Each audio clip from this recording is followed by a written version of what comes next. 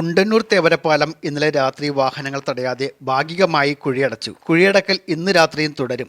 മരട് നഗരസഭ മുൻ vice chairman Shri Boban Nedumparambil ഹൈക്കോടതിയിൽ നൽകിയ പൊതുതാൽപര്യ ഹർജി 18-ാം തീയതി പരിഗണിക്കാനിരിക്കെയാണ് പാലത്തിൻ്റെ കുഴികൾ അടിയന്തരമായി കുഴിയടക്കൽ പ്രക്രിയ നടത്തിയത് എന്ന് ശ്രീ ബോബൻ നെടുമ്പറമ്പിൽ ആരോപിച്ചു. 18-ാം തീയതി ബഹുമാനപ്പെട്ട ഹൈക്കോടതി മുമ്പാകെ കരാറുകാരൻ നേരിട്ട് ഹാജരാകുമെന്ന് നിർദ്ദേശിച്ചിട്ടുണ്ട്. കുഴിയടക്കൽ പ്രക്രിയ നടത്തിയ കരാറുകാരനെ കരിമ്പട്ടികയിൽ പെടുത്തുമോ എന്ന ആശങ്കയാണ് ഇപ്പോഴത്തെ കുഴിയടക്കൽ മാമാങ്കത്തിന് മുതിർന്നത് എന്ന് വേണം അനുമാനിക്കാൻ. പൊട്ടിപ്പൊളിഞ്ഞ കുണ്ടന്നൂർ തേവരപ്പാലം 2 ദിവസം പൂർണ്ണമായും അടച്ചിട്ട് കുഴിയടക്കൽ പ്രക്രിയ നടത്തിയെങ്കിലും 2 ദിവസത്തെ മഴയോടുകൂടി തകർന്ന് തരിപ്പണമായി. ഇതേ തുടർന്നാണ് പൊതുപ്രവർത്തകൻ ഹൈക്കോടതിയിൽ പൊതു താൽപര്യ ഹർജി നൽകിയത്. ഹർജിയിൽ കുഴിയടച്ച കരാറുകാരനെ സ്വമേധയാ കേസിൽ പ്രതിയാക്കിയത് മാധ്യമങ്ങൾ വാർത്തയാക്കിയിരുന്നു.